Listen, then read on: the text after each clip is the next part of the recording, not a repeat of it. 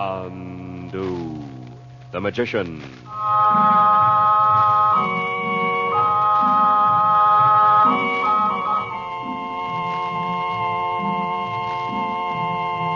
Good evening, ladies and gentlemen. For your listening pleasure, the makers of White King granulated soap bring you Chandu the Magician.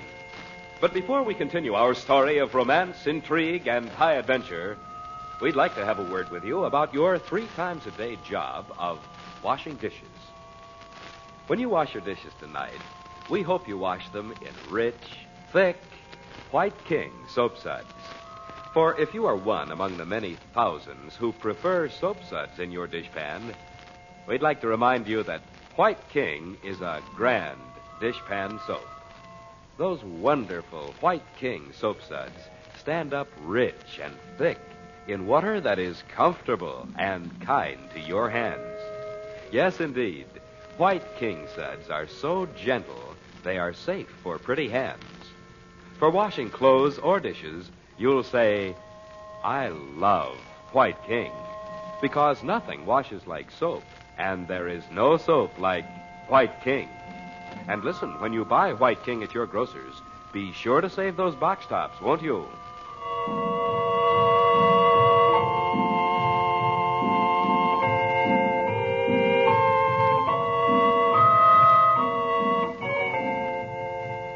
Because of an occult message from the yogi in India, Frank Chandler and the Regents have returned to Cairo from Malta to continue their search for Robert Regent. In a cafe in Cairo's native quarter, a singer overhears their mention of Robert Regent and cries out that Regent's spirit walks the streets of Cairo in the guise of a man. She insists Regent is dead. Chandler finds out that she has seen a photograph of Regent in the home of the sinister Roxor and realizes that Roxor is in reality Max Boden, the scientist whom Robert Regent knew was scheming to dominate the world.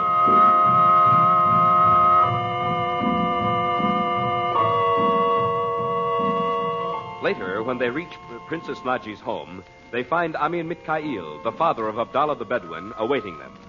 He gives Chandler a letter handed to him secretly in the street by an Arab. It is from Robert Regent himself. Chandu the Magician. He couldn't be here in Cairo. Roxor could have brought him in a plane, Mother. I don't believe it. If Robert had been right outside our door, he'd have come in. But, Mother... He wouldn't just push a letter into the hands of a perfect stranger. He did the only thing he could, Dorothy. It's a miracle he managed to come near this house. Roxor wouldn't let Robert go out anywhere, even if he were in Cairo. He got away from him once. He wasn't alone, Dot. Amin Mikhail said there was another man with him. I'm sorry, Amin Mikhail. You're very discourteous to a guest. When a man of your house is in the hands of your enemy, you are wise to think of nothing else. You did say there were 2 men in the street. Both were in Egyptian dress. Does Robert Regent wear the dress of this country? We never thought of that. Did you, Uncle Frank? No, but it's possible. Roxor'd find it much easier to buy Egyptian clothes without making shopkeepers curious. Frank, all this is like a dream. Do you mean you seriously believe Robert walked right past this door 10 minutes ago? Dot, do you think it's easier to believe bad news than good? Don't you believe we'll find Robert sometime? Well, yes. But Roxor's always kept him shut up. Why should he suddenly... Roxor doesn't know Uncle Frank's here, Mother. No, and I hate to remind you of this, Dot, but Robert says here in the letter he was brought to Cairo for his health. Roxor must realize Robert has to get outdoors once in a while. Heaven knows he needs it. Oh, I wish there was something I could do. And I, Chandu, if I may help the friend of my son, I am at thy command. Thank you, Amin Mikhail. I have known this man who now calls himself Roxor. You did? Once I would have fought beside him. How about that? It was in Europe, many years ago. For Pete's sake, how old is Roxor? How old was he when Daddy first knew him, Mother? Well, I don't know, dear. I never thought of it. Well, Roxor thinks he's found the secret of eternal youth, Dot, don't you remember? He told me he discovered how to create life. Nonsense. Nothing is impossible, sister of Chandu.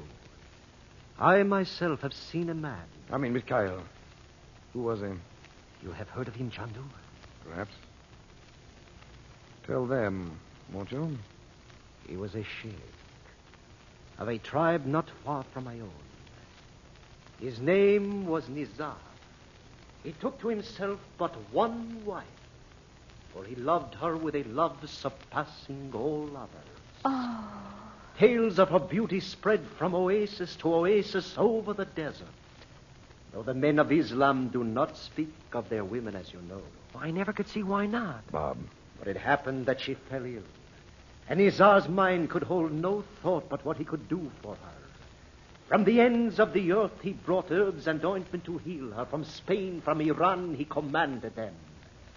When the men of his tribe went out to battle, he remained at home, earning their scorn. The poor thing. But then she died. And from that time, Nizar moved not from the tent where she had left him. And he knew not those who served him, nor any man again. What? Not ever? No, Shab.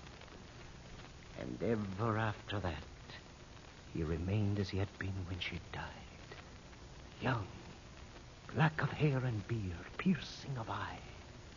Such a man as many a woman would love, and men envy. Can you beat that? I have seen him myself, though this began beyond the memory of my father's father. What finally happened to him? I mean, Mikhail. I know not, sister of Chandu.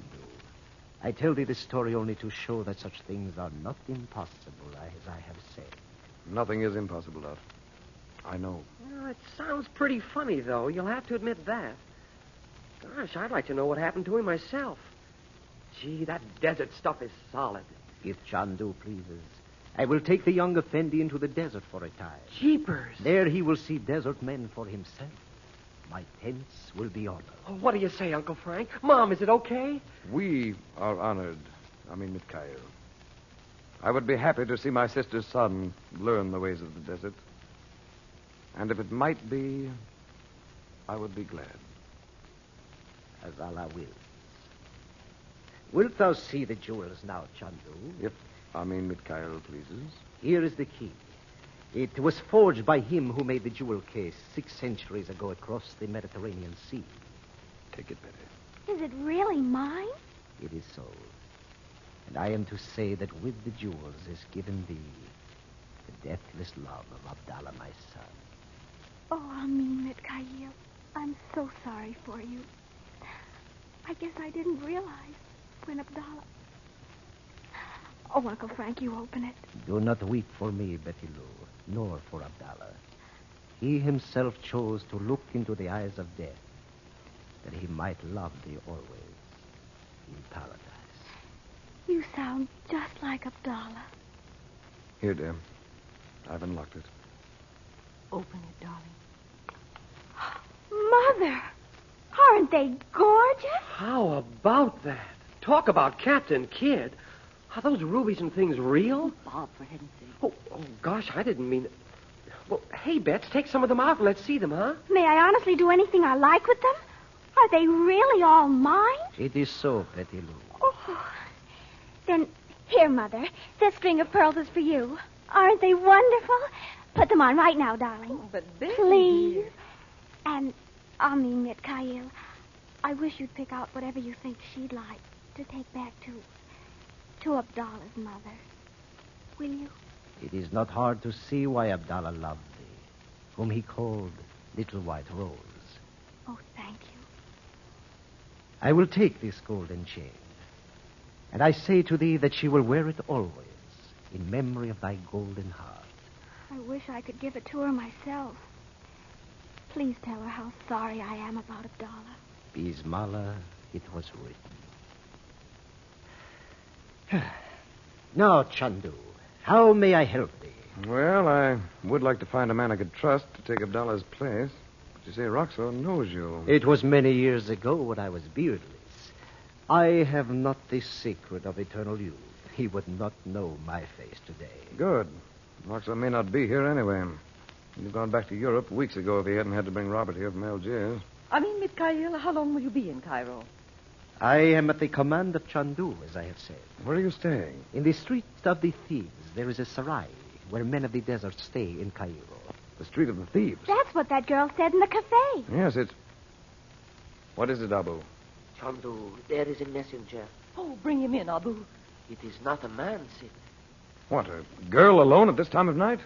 Bring her in. I bet I know who she is, Bob. Who, for Pete's sake? Judy Allen. It's just like her. Oh, she doesn't know where we are. You want to bet? Bob, did you tell Judy we were coming back to Cairo? Oh, I didn't know it myself when we saw her in Algiers, Mom. She said they were coming to Egypt, though. Gosh, maybe I did tell her we stayed at Najee's when we... Hey, that's not Judy Allen. Frank, it's the girl from the cafe. Depende. You are called Chandler. Yes. What is it? Don't be afraid. Come over here. You are the wife of one of the spirits, of course. Oh, they have not. Let it go, Betty. What's the message? My master wishes that you come to his house. You are to come alone. You will find one whose life is in danger. You told your master you saw us in the cafe of the Desert Moon. Is that it?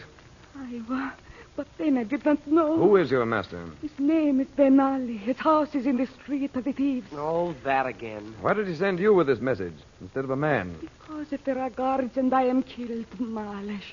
What does she mean, Uncle Frank? She means it doesn't matter. You can believe her, Chandu. It is true.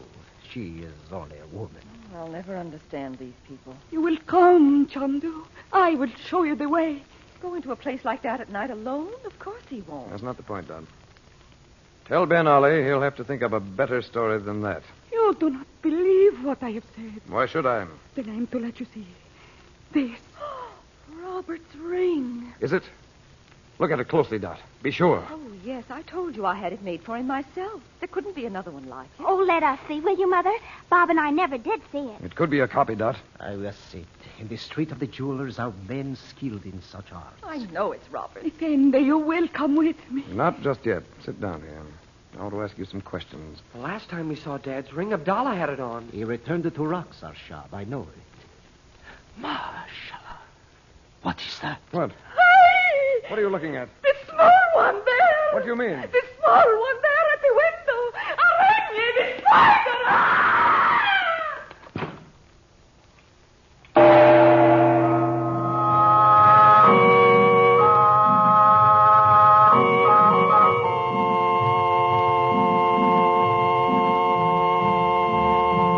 Now, before we say goodnight for Chandu the Magician, may we take just a moment for another word about White King granulated soap. Perhaps you have recently had the pleasure of installing a brand new washing machine in your home. If you have, be sure to take good care of it. And remember that no washing machine can work any better than the soap you use. We hope that your soap is White King, the first soap ever invented for washing machine use. Always a good soap. Today, White King is better than ever. That's why we say there is no better soap for any washer, new or old. Today, White King's creamy suds wash your clothes cleaner than ever, faster than ever. Wash off surface dirt and wash out hidden dirt. So no matter what type or brand of washing machine you choose, may we remind you that nothing washes like soap, and there is no soap quite like White King. That's why we know you'll love White King.